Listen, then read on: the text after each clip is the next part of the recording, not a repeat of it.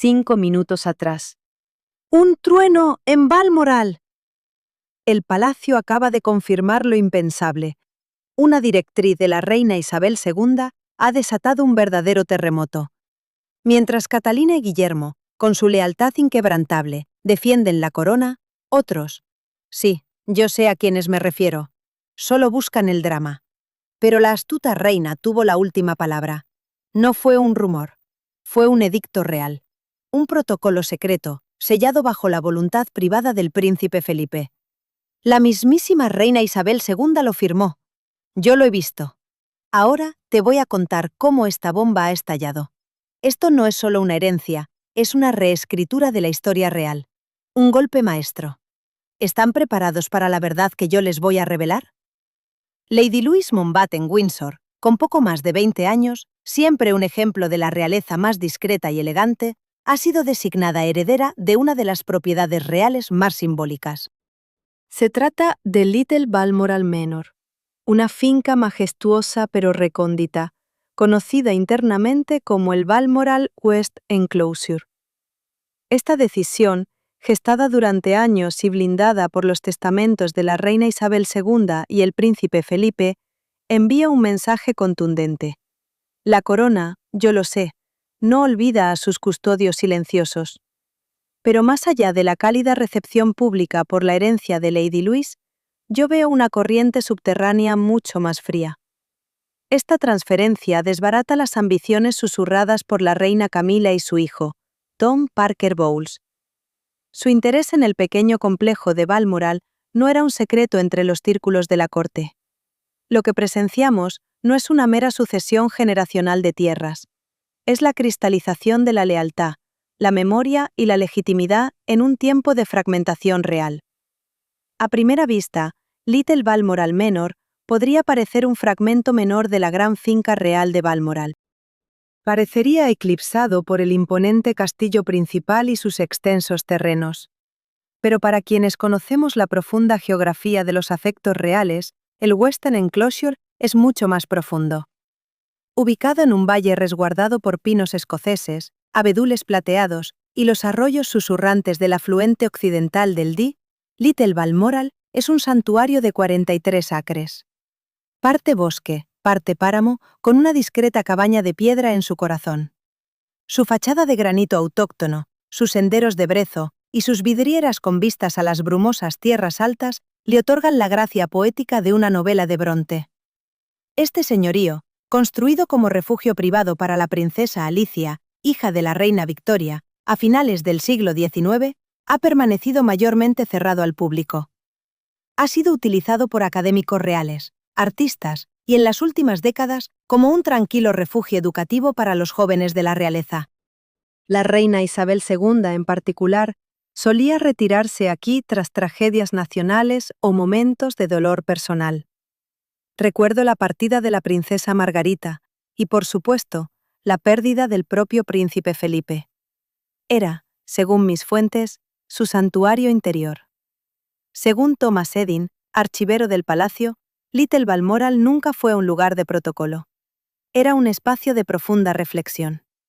Mientras Balmoral Castle acogía a jefes de Estado, primeros ministros y bisnietos para barbacoas veraniegas, el Western Manor era el rincón donde la reina Isabel redactaba sus notas manuscritas. Allí leía las escrituras dominicales en soledad y, crucialmente, conversaba largamente con su nieta mayor, Lady Louise. Ella, justo entonces, se unía a la reina sin alardes. Era la única que llegaba sin comitiva, recordaba un antiguo jardinero. Tomaba la puerta trasera, a menudo solo con su cuaderno de bocetos o un libro de poemas. Fue aquí, me dicen las fuentes, donde la reina confió por primera vez a Lady Louise un diario de cuero con los bocetos de montañismo del príncipe Felipe. Mapas, fotografías y notas marginales, intocados desde principios de los años 60. Todo un tesoro. No fue una herencia por título, sino por puro entendimiento. Según fuentes legales reales cercanas a la oficina del Lord Chambelán, la transferencia de Little Balmoral Manor se selló mediante un codicilo privado en el patrimonio del príncipe Felipe. fue reafirmado por una nota separada en las instrucciones selladas de la reina al rey Carlos. Si bien ninguno de los documentos se ha hecho público, yo sé que el resumen del palacio hace referencia a la custodia legítima de la memoria compartida y el legado natural. Esto se interpreta como una decisión intencionada para proteger parte de la propiedad de la politización, la comercialización o, lo más preocupante, de su transferencia a manos ajenas al círculo de confianza de la reina. Es esta cláusula la que frustra las ambiciones largamente sospechadas de Camila y su hijo Tom Parker Bowles. Su interés en convertir partes de Balmoral en un retiro culinario comercial o un santuario del vino había provocado un sinfín de cejas levantadas entre los ayudantes reales Masco. Aunque la reina Camila mantiene oficialmente su residencia en Raymill House y Clarence House, su influencia sobre las operaciones de la finca, especialmente tras el parcial retiro del rey Carlos por enfermedad, ha crecido silenciosamente de forma formidable. A finales de 2025, el personal del palacio comenzó a notar un aumento de actividad alrededor de Little Balmoral. Chefs, decoradores y consultores de hostelería de lujo vinculados a Tom Parker Bowles realizaban discretas visitas al perímetro de la cabaña. Un miembro del personal, de forma anónima, informó haber escuchado planes para un proyecto de la granja a la mesa, en las tierras altas, incorporando motivos reales históricos y marcas de legado. La herencia de Lady Louise y el lenguaje de la directiva sellada han cerrado esa puerta por completo. Más aún, yo lo veo como una reprimenda filosófica a la idea de convertir el legado de Balmoral en mero entretenimiento de lujo. En palabras de la princesa Ana, en una rara declaración conjunta con el príncipe Eduardo y la propia Lady Louise, no todas las herencias son ceremoniales. Algunas son elegidas, algunas son ganadas, y algunas se sellan en silencio, con confianza, a lo largo del tiempo. El palacio ha confirmado que Lady Louise no residirá a tiempo completo en Little Balmoral. Servirá como su activa custodio, supervisando su preservación, su uso académico limitado y los programas ambientales de las tierras altas. Más que un hogar, el señorío se convierte ahora en un símbolo. Es la intención de la familia real de premiar la devoción sobre la ambición, la continuidad sobre el comercialismo y el silencio sobre el espectáculo. Y para Lady Louise, la hija, antes pasada por alto de la rama discreta de la familia real, marca el primer paso en lo que muchos ya llaman la restauración de la generación del legado. La revelación de que Lady Louise Windsor heredaría Little Balmoral Manor ha despertado el interés público. No solo por el nombre, sino por lo que este pedazo de tierra representa en verdad. Mientras todos los flashes apuntaban al castillo principal de Balmoral, yo sé que pocos se adentraron en sus bosques occidentales. No lograron comprender la silenciosa fuerza, el verdadero simbolismo de lo que antes se conocía como el recinto oeste de Balmoral. Ahora, rebautizado como Little Balmoral Manor, bajo el codicilo privado de Su Majestad, este terreno es mucho más que un simple rincón de pinos y brezo. Es pura memoria. Es un legado inquebrantable. Es poder real. Ubicado a casi 6 millas al oeste del imponente castillo de Balmoral, este dominio abarca unas 535 acres. Se encuentra enclavado entre el meandro superior del río Dee y la cresta conocida como Calich Watch. La zona está naturalmente delimitada por un denso bosque de pinos caledonios. Su acceso es solo posible a través de un sendero sinuoso. Fue trazado originalmente para las partidas de caza de la reina Victoria, allá por mediados del siglo XIX. Su aislamiento era absolutamente deliberado. Aquí, la reina Isabel II y el príncipe Felipe caminaban a menudo. Sin personal. Celebraban picnics informales con sus nietos. Momentos genuinos. A diferencia de los salones ceremoniales de Balmoral o la elegancia pulcra de sus jardines reales, Little Balmoral se mantuvo deliberadamente rústico. Una elección muy sabia. En el corazón de la mansión, una modesta cabaña de piedra, de la época eduardiana. Está flanqueada por granito inalterado. Y un invernadero victoriano en desuso, ahora invadido por zarzas salvajes. Para los conocedores de la realeza, era el refugio de Felipe. Yo sé esto. Los archiveros reales lo confirman. El príncipe Felipe restauró personalmente la chimenea de piedra en 2002. Fue después de una tormenta. Insistía en no tener electricidad. Prefería las lámparas de aceite, la luz natural de las tierras altas. Pero incluso en su discreción, la mansión ha acumulado un valor considerable, no solo emocional, sino financiero. Los tasadores de propiedades estiman ahora que Little Balmoral Manor, con sus acres circundantes, podría alcanzar los 94 millones de libras. Esto es en el mercado privado. Basado en el valor de las propiedades de las tierras altas, el acceso al río, la infraestructura histórica y los derechos de caza de ciervos. Sin embargo, el codicilo de la reina es categórico. Esta tierra jamás se venderá. Su título permanecerá en fideicomiso, bajo Lady Louise, condicionado a su residencia permanente en el Reino Unido, y a su compromiso jurado de continuar lo que la reina llamó la labor silenciosa del legado.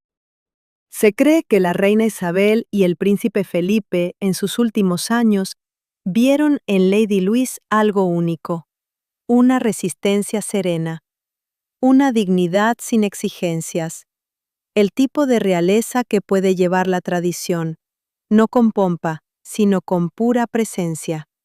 En una carta personal a Louise casi nunca vista, adjunta al testamento y leída en una reunión privada en Windsor, la reina escribió palabras conmovedoras. Yo sé de este documento. Otros persiguen coronas. Tú, hija mía, escuchas a los árboles. Que nadie te convenza de que la administración silenciosa es menos que el ruido. Y añadió, Balmoral Oeste fue donde recordé quién era. No como monarca, sino como Elizabeth. Te doy este lugar porque tú ves lo que la mayoría pierde. Que albergue tu corazón como una vez albergó el mío. Esta entrega espiritual, lejos de los focos, de los tronos dorados, ha adquirido un nuevo significado. Justo en este momento. A la luz de las recientes tensiones en la familia real. Con el príncipe Andrés exiliado de sus deberes oficiales y la casa de los Sussex completamente escindida, los Windsor han mirado hacia adentro. La herencia de Lady Louise no es solo personal, es estructural. Una recalibración de lo que significa la continuidad real, en pleno siglo XXI. Pero no todas las voces en la casa de Windsor han aceptado esta transición en silencio. Yo sé esto. La reina Camila, quien durante mucho tiempo había visto Little Balmoral Manor como un posible retiro para su hijo, Tom Parker Bowles, sí, Tom, se opuso rotundamente. Fue durante la revisión final de los fideicomisarios, a finales de enero. Fuentes confidenciales de la Oficina de Propiedades Reales me lo confirmaron. Camila había presionado para que el recinto oeste se reurbanizara. ¿Su plan? Un retiro culinario. Un albergue turístico con viñedos. Con Tom como director, por supuesto. ¡Qué descaro! Los documentos sugieren que ya se habían esbozado planos iniciales. Bajo el título de trabajo Glen Cordon Bleu. La frustración de la reina consorte, según los de dentro, apenas se disimuló durante la lectura del testamento. Y aunque no hubo declaración pública, su ausencia repentina de la reunión del Comité de Planificación de Balmoral en febrero no pasó desapercibida. Un claro mensaje.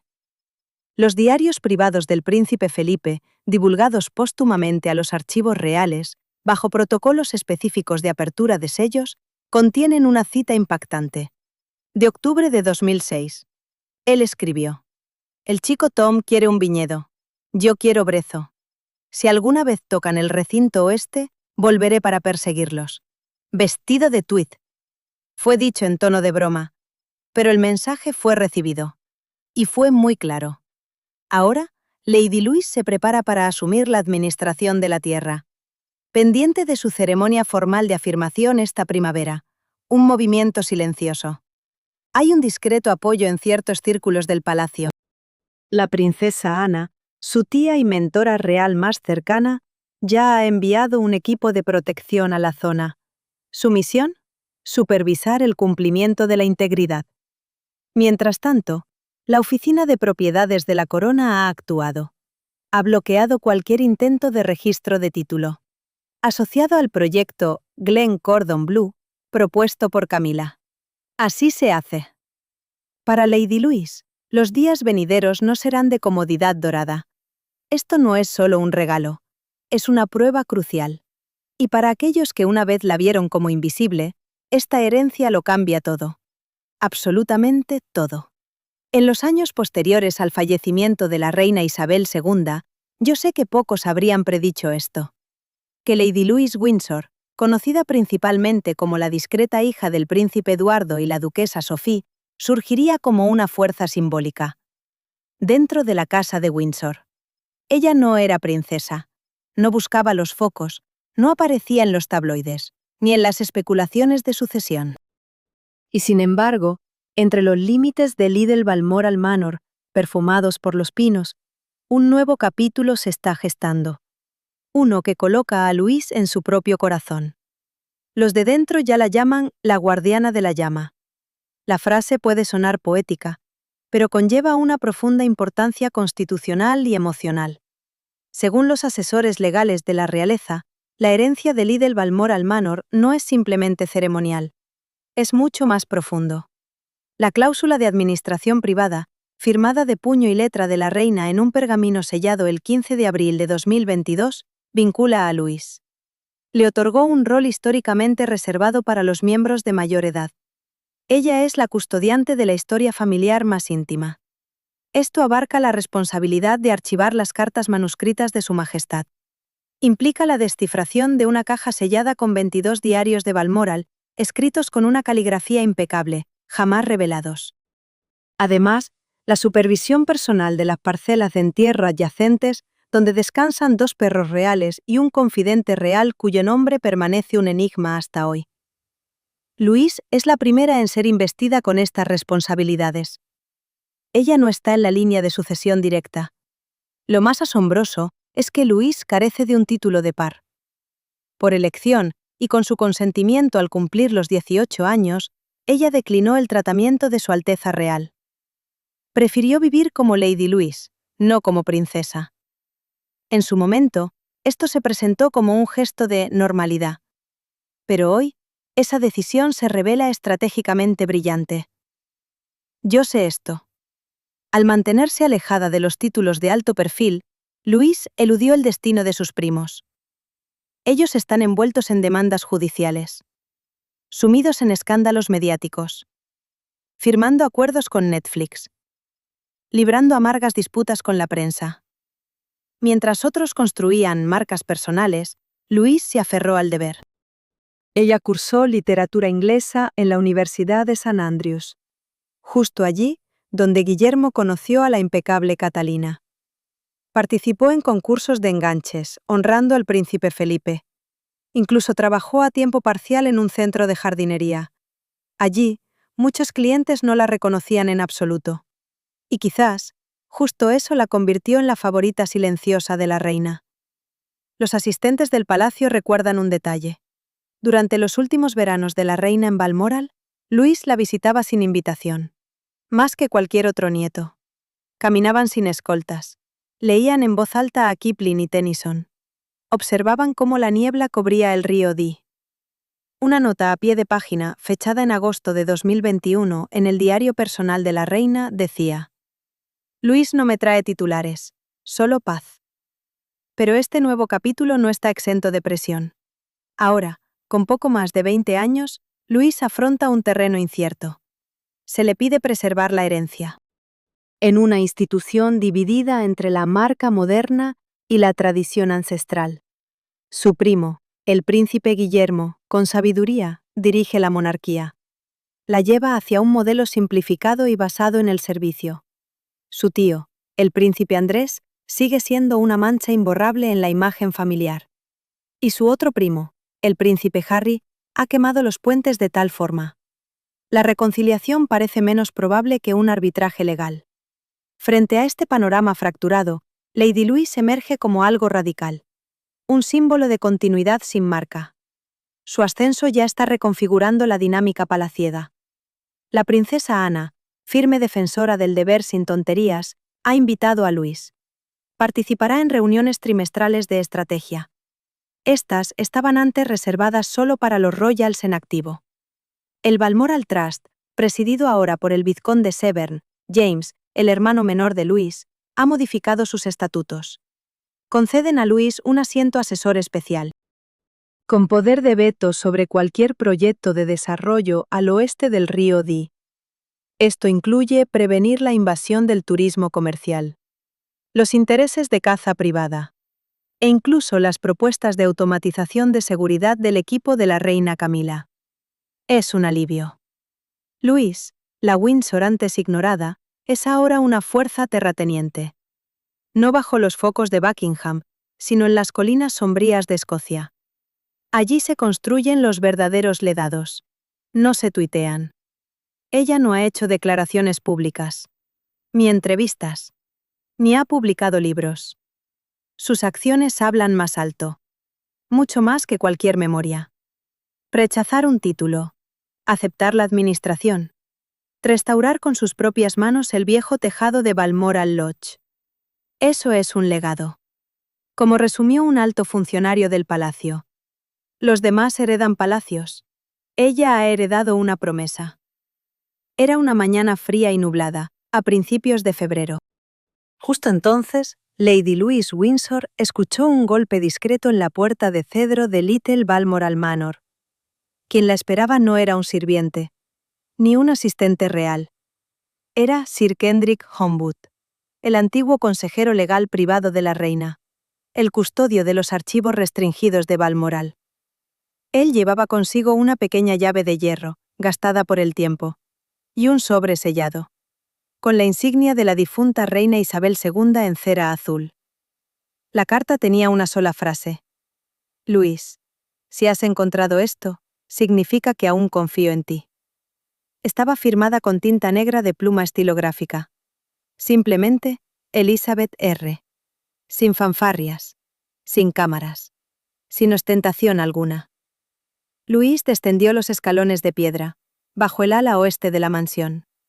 Allí, la bóveda de almacenamiento privada de la reina permanecía intacta desde septiembre del año anterior. Dentro, tras capas de láminas de conservación, aguardaba un modesto baúl de madera, tallado con el escudo de Balmoral. Ningún sistema de seguridad lo custodiaba. Nadie más tenía autoridad para abrirlo, solo Luis. Solo en ese momento. Cuando ella levantó la tapa, no encontró joyas, ni tesoros, sino un archivo estratificado de material manuscrito, notas profundamente personales, el tipo de cosas que ningún monarca espera preservar, mucho menos compartir. Yo sé esto. Entre los contenidos, 49 cartas, dirigidas a Lilibet, por su padre, el rey Jorge VI, escritas durante su primer año de reinado. Una colección de memorandos, escritos con tinta roja, agudos, ingeniosos, a menudo políticos, intercambiados entre la reina y Margaret Thatcher. Una fotografía, arrugada. La reina, joven, cabalgando a pelo junto al príncipe Felipe. Ninguna insignia real a la vista. Pero dos elementos silenciaron a Luis, la dejaron atónita. El primero era un diario encuadernado en cuero, titulado simplemente Herederos y el peso del silencio. No estaba fechado, pero por la caligrafía y el contenido, Luis dedujo. Fue escrito a principios de los 2000, una época de cambios para la monarquía y el público. En él, la reina reflexionaba sobre el papel de sus hijos, sus errores con la princesa Diana y, lo más doloroso, su creciente temor. Temía que el príncipe Harry un día confundiera la atención con el propósito. Una cosa es servir en nombre del deber, había escrito la reina. Otra es actuar y creer que es lo mismo. El segundo elemento era un sobre sellado, etiquetado. La nota final, para ser abierta por el próximo verdadero guardián. Luis, con el corazón latiéndole fuerte, despegó cuidadosamente la solapa. Lo que allí leyó transformó toda la perspectiva. Aquel documento era menos una confesión y más una cesión de un legado trascendental. Justo entonces, la reina detallaba un esquema que jamás se había revelado públicamente. Se trataba del establecimiento de un consejo secreto de guardianes éticos dentro de la familia. Individuos, no necesariamente en la línea de sucesión, pero elegidos por su carácter. Su capacidad para salvaguardar la esencia de la corona, sobre todo cuando las tormentas mediáticas amenazaran con desmembrarla. La reina lo llamó la vigilancia silenciosa. Lady Louise, por su propio nombre, había sido designada como la primera de la siguiente generación. Sus responsabilidades eran indefinidas, pero profundamente sagradas. Intervenir solo cuando el silencio traicionara la fe pública. Asesorar al monarca con discreción, especialmente cuando otros se inclinaran por la política o el propio interés. Asegurar que los archivos reales se mantuvieran impolutos, incluso cuando algunos desearan reescribir la historia a su antojo. En resumen, proteger la conciencia de la monarquía, no meramente su fachada. Arriba, Luis permaneció junto al fuego durante horas, releyendo cada precepto. Ella no derramó una sola lágrima. Pero fuentes cercanas al palacio comentaron que, en aquel 17 de marzo, ella salió de aquella bóveda transfigurada. Más serena, pero con una convicción férrea. Al día siguiente, rechazó una invitación para una entrevista en la BBC sobre la Juventud Real Moderna. En su lugar, pidió a su madre, la duquesa Sophie, una audiencia privada con el rey Carlos. Se reunieron en Windsor en absoluto secreto. No se tomaron notas. Pero lo que aconteció no tuvo precedentes. Una semana después, Lady Louise fue nombrada para un cargo de carácter reservado dentro del Círculo Asesor de Patrimonio Real. Este organismo, técnicamente, carecía hasta entonces de ninguna función de cara al público. Una fuente interna de Clarence House describió el momento con sencillez. No fue un ascenso. Fue una verdadera coronación de la confianza. Más cambios siguieron. Se anunciaron planes para transformar la capilla en desuso, cerca del borde de Balmoral. Se convertiría en un archivo epistolar real y confidencial. Louise fue nombrada su curadora honoraria. Por primera vez en más de un siglo, el puesto no sería ocupado por un príncipe con título o un par de la nobleza. Sería una mujer sin ducado. Solo con una llave. Quienes visitan la pequeña mansión Balmoral observan ahora una discreta placa sobre la chimenea. Reza: los herederos van y vienen, los guardianes permanecen. Yo veo que, a medida que la monarquía se adentra en esta década incierta, marcada por un volátil sentir público, un caos digital y crecientes exigencias de transparencia, esas palabras resultarán más importantes que cualquier título real. El anuncio se programó para un simbolismo máximo, el 14 de febrero, justo en el día de San Valentín. Mientras el mundo celebraba el amor, el palacio discretamente emitió un comunicado, fechado a las 10 de la mañana. Provocó ondas tanto en la prensa como en los círculos aristocráticos. Lady Louise Windsor, la sobrina de voz suave del rey Carlos III, era ahora la heredera formal de Stagsden Court, una vasta y recóndita propiedad en Bedfordshire. Siglos de historia real incrustados en sus cimientos. La finca, largo tiempo desocupada, pero celosamente custodiada, había pertenecido una vez a la prima favorita de la reina María de Teck. Había pasado por un linaje silencioso de viudas de la realeza y de guerra. Stagsden era más que una mera propiedad. Era un depósito de secretos privados de los Windsor. Un archivo rural de cartas, retratos, diarios militares y reliquias olvidadas. Nunca habían sido catalogados por el Royal Collection Trust. Durante décadas, la finca se había mantenido sin ostentación. Su legado, congelado en el tiempo. Hasta ahora. Lady Louise no lo había solicitado, ni se le había consultado al respecto, pero fue la princesa Ana quien intervino. En una serie de reuniones a puerta cerrada en Sandringham, después de Navidad, Ana presentó un argumento a su hermano. De todos los jóvenes miembros de la realeza, Louise era la única con la integridad discreta, el enfoque académico y la claridad emocional requeridas, necesaria para proteger un espacio como Stagsden. A diferencia de Charlotte, ella no debía hacer malabares con compromisos públicos. A diferencia de Harry, ella no tenía sed de espectáculo. Louise, aún estudiante universitaria de Historia del Arte y Conservación, poseía algo que la monarquía necesitaba desesperadamente en ese momento: discreción sin insipidez. No es una artista, es una protectora, le dijo Ana al rey Carlos, según se cuenta. No necesitamos otra cámara. Necesitamos un par de ojos que comprenda el legado. No fue una coronación, pero fue un momento cumbre en simbolismo. Luis recibió las llaves de un reino olvidado, un lugar donde la propia reina Isabel II había cabalgado de niña, donde se creía que se guardaban cartas del rey Jorge VI a su esposa, y donde incluso el escritorio de viaje de la reina Victoria se había visto por última vez. Cuando Luis llegó por primera vez a Staksden, no trajo equipo de seguridad. No llegó con un séquito de prensa. Llevaba consigo su cuaderno de bocetos. Dentro del invernadero sur, bajo sábanas cubriendo esculturas, encontró un pequeño óleo sin firma. Estaba dañado por el moho. Historiadores del arte confirmaron más tarde que era un estudio inacabado de la princesa Alicia de Battenberg, la madre del príncipe Felipe. Que hubiera pasado desapercibido durante más de 7 décadas no resultaba sorprendente. Lo verdaderamente asombroso fue la acción de Luis. Ella no divulgó el hallazgo. Lo restauró en secreto en el estudio universitario, sin una sola palabra a la prensa. Cuando el Palacio de Buckingham finalmente confirmó el proyecto de restauración, semanas después, fue a través de un comunicado de prensa sobrio, redactado no por la Oficina de Comunicaciones, sino por la propia Luis. Su primer acto oficial como administradora de Staksden no fue un corte de cinta, ni una fiesta en el jardín. Fue una llamada al silencio. Convocó a un puñado de curadores, conservacionistas y estudiantes de restauración.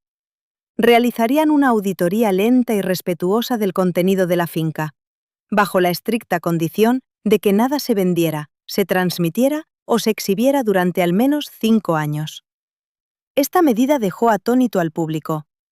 En una era mediática donde cada instante real se optimiza para los clics, la decisión de Luis de proteger en lugar de promocionar marcó un poderoso giro. La comentarista real Beatrice Morland escribió en The Times: Staksden no es contenido, es memoria. Y Louis Windsor podría ser la única persona en la familia que comprende la diferencia. En cuestión de semanas, un apodo se afianzó en línea: la custodia silenciosa. Pero el verdadero alcance de la herencia de Luis apenas comenzaba. Yo sé esto. Dentro de un cajón sellado en la Biblioteca del Oeste, un conjunto de documentos emergió. Eran cartas fechadas en 1979, dirigidas a la reina Isabel II. Provenían de una tal Margaret Edwards. Esta mujer, yo lo descubrí, fue una enfermera de guerra destinada en Kenia cuando la reina accedió al trono. Sus misivas revelaban visitas reales. También detallaban colapsos emocionales, susurros de arrepentimientos, y una muerte no revelada, justo en Stockton durante la crisis de Suez. Los archivos reales, por supuesto, no han validado su autenticidad, pero el equipo legal del palacio, en ese momento, ya emitió una orden judicial provisional. Impidieron el acceso público a ese cajón. Lo que allí se oculta podría reescribir la narrativa de las primeras décadas de los Windsor. Ahora está en manos de Luis. Al finalizar febrero, la finca permanece vedada, sin autobuses turísticos, sin recorridos televisados. Solo Luis, su equipo de restauración y el inquietante silencio de la historia. La elección, sin embargo, es nítida. Al convertirla en guardiana de la sombra, no de lo foco, la familia real podría haber redefinido la monarquía moderna. En una época de escándalo y exhibiciones, Lady Louise Windsor recibió algo mucho más valioso que el poder: la memoria de la monarquía. Cruda, sin filtro. Yo veo su valor. No hubo una corona formal sobre su cabeza, ni alfombra roja desplegada, ni orquesta en el jardín. Pero, justo entonces, cuando Lady Louise Windsor entró al salón de Thornfield Estate, esa tranquila tarde invernal, la historia cambió. El instante transcurrió sin alarde. Un volumen gastado, encuadernado en cuero, fue depositado en sus manos. Era el mayordomo de la finca quien lo entregaba. Un libro de contabilidad original, custodiado desde el reinado de la reina Victoria. En sus páginas, anotaciones manuscritas, de una estirpe de mujeres que gestionaron la finca. En tiempos de guerra, de hambruna, de restauraciones, de paz. Su propio nombre acababa de ser añadido, en tinta negra. Ella se sentó junto al alto ventanal. Contempló los jardines del este. Permaneció en silencio, por un largo rato. El personal aguardaba. Su madre, la duquesa de Edimburgo, posó una mano suavemente sobre el hombro de su hija. Luego abandonó la estancia. Con los ojos empañados, pero henchida de orgullo, Thornfield venía con viñedos, con cimientos, con su propio fideicomiso de ingresos. Pero no fue la riqueza lo que alteró el destino de Lady Louise, fue la carga de la memoria, del deber. La finca había albergado refugiados durante el Blitz. Ocultó documentos reales en una cámara sellada, bajo el ala oeste, durante la crisis de Suez. También sirvió como un discreto lugar de encuentro. Fue para la última reconciliación oficial entre la reina y la princesa Margarita. Louise es ahora su depositaria. No una titular de un cargo real convencional, sino un auténtico receptáculo de un legado inmenso. En cuestión de días, ella divulgó 3 iniciativas inmediatas. Primero, una restauración completa de la capilla de la Reina Oculta, intacta desde la época eduardiana, yo lo sé. Segundo, la apertura de los archivos históricos a académicos electos, por primera vez en más de 70 años. Y tercero, un fondo educativo discreto. Este sería en memoria de la reina Isabel II. Apoyaría a mujeres jóvenes en comunidades rurales. Las animaría a seguir estudios de arquitectura y conservación. Estas decisiones no buscaban los titulares. Fueron elecciones forjadas por una joven, criada con discreción, observada con atención. Ella comprendía el valor de la calma en medio del estruendo mediático. Yo lo veo. Cuando, en una rara entrevista, se le preguntó qué significaba Thornfield para ella, Lady Louise respondió con una sencillez admirable. Es un hogar de memoria, no solo paredes. Luego añadió, mi deber no es reclamarlo, sino escuchar lo que recuerda. En esa respuesta, la monarquía vislumbró un futuro tranquilo de administración. No grandes gestos, sino hilos perdurables, sujetados con firmeza en las manos de una joven real. Ella heredó más que tierra, heredó un propósito, y a través de ella, Thornfield hablaría.